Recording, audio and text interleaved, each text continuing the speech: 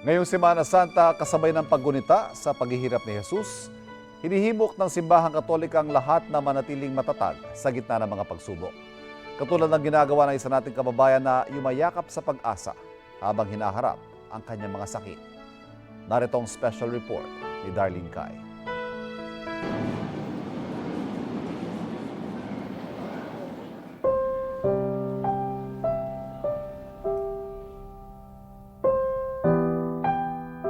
Lahat tayo dumaraan sa pagsubok.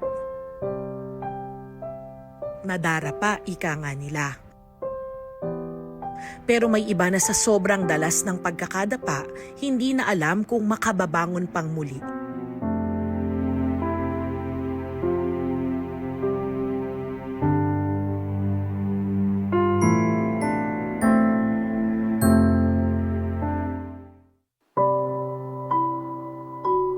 Ganyan daw ang pakiramdam ng 45 taong gulang na si LV. Lumaking masayahin at puno ng pangarap si LV. Pero nagbago ang kanyang buhay nang ma-diagnose sa may diabetes siya noong 1999. 20 taong gulang pa lang siya noon. Makalipas ang 7 taon, na-diagnose na rin siyang may hypertension. Tapos, sunod-sunod na ang kanyang mga sakit. In-out na ako sa mga emergency room. And then, napatukan ako ng ugat sa mata. Yun nga, na-opera na ako. By 2010, nagkaroon ako ng cataract both eyes. And then, yun nakita yung creatinine ko na tumataas. So, sabi sa akin, ma'am, medyo may sira yung kidney mo. Kasabay ng lahat ng mga komplikasyon niya sa kalusugan, ipinagbuntis niya ang kanyang panganay na anak. Halos ikamatay niya raw ang pagbubuntis. Talagang tumirik yung mata ko. Talagang nag-iiyakan na sila. Kala ko pa naginip lang. Yung pala, tinatransport na ako from one hospital to another. Pero hindi niya raw ito ininda. Matapang siyang lumaban hanggang sa maipanganak niya ang panganay na si Jeremy Nathan. Sa sobrang hirap ng kanyang karanasan sa pagbubuntis, talaga raw nangamba ang buong pamilya nang malaman na buntis siya sa ikalawa niyang anak. Kasunod pa raw yan ng mga panahong halos magkasunod na matay ang kanyang mga magulang. Pero awa ng Diyos, isinilang niya si Nashja Faith. Ngayon, 3 beses isang linggo kailangang magdialysis ni LV dahil sa kanyang sakit sa kidney. Tuloy-tuloy din niyang iniinda ang kanyang diabetes, hypertension at iba pang mga komplikasyon na lumalabas dahil hindi na malusog ang kanyang pangangatawan. Kaya raw dumating na si LV sa puntong napapatanong siya kung ano ang saysay ng buhay. Bakit pa ako nabubuhay? Hirap. Lalo pag kasagsagan ng complication ko. So, sobrang hirap lumakad. Yung manas mo all over the body. So, parang sabi ko nga, Lord, parang wala na akong purpose dito.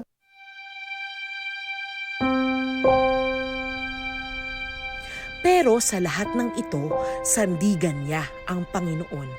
Matibay ang pananampalataya ni LV na kaya niyang lagpasan ng anumang pagsubok.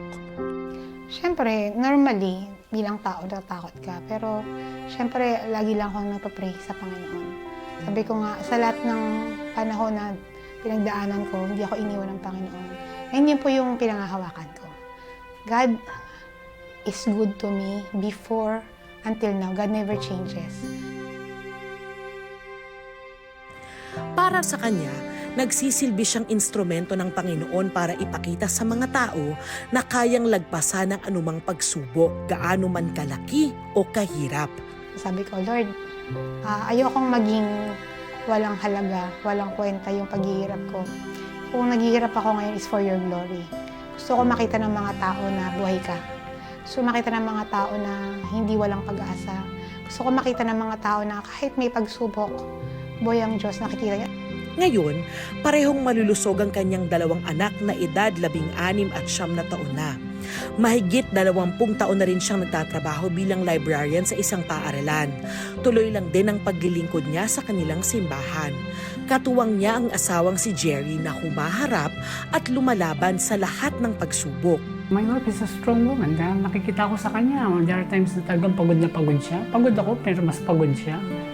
So I need to go on. Naniniwala ko, at the end of the day, yung mga nice namin gawin, magkaroon man ng accomplishment o wala, naniniwala ko na nandun yung Panginoon.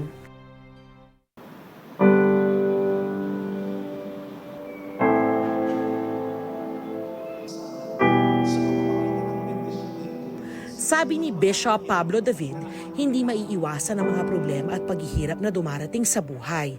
Pero mahalaga raw na maunawaan natin ang saysay ng mga pagsubok. The biggest challenge sa suffering is, giving meaning to it. Yung merong kahuhulugan. Galing yun sa root word hulog eh.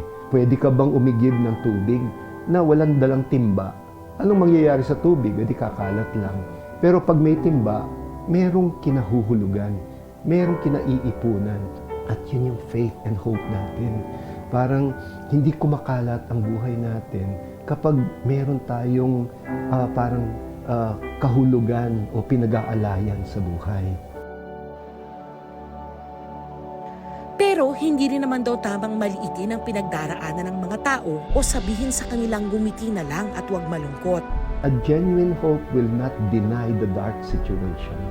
A genuine hope will help you confront the dark situation.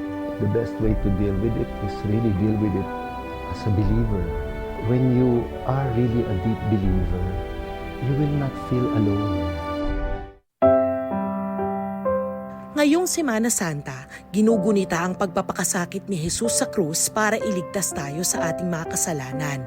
Sana raw ay magsilbi itong inspirasyon at magbigay sa atin ng lakas para harapin ang anumang pagsubok. Yung pinagdaanan ni Jesus, parang kung titignan mo, morbid siya. But here, no, we see a different kind of suffering. It's a redemptive suffering. Pagdurusang tumutubos. Isang kamatayan, nagbibigay buhay. God is beyond. Hindi lang ito yung nakikita niya sa ngayon. Minsan tayo limited. Pero God has a wonderful plan. Plans to prosper us and not to harm us. Plans to give us hope and future. Ito ang unang balita. Darlene Kai para sa GMA Integrated News. Kapuso, para laging una ka sa mga balita, bisitahin at mag-subscribe sa GMA Integrated News sa YouTube. Sa mga kapuso abroad, samahan nyo kami sa GMA Pinoy TV at sa www.gmanews.tv.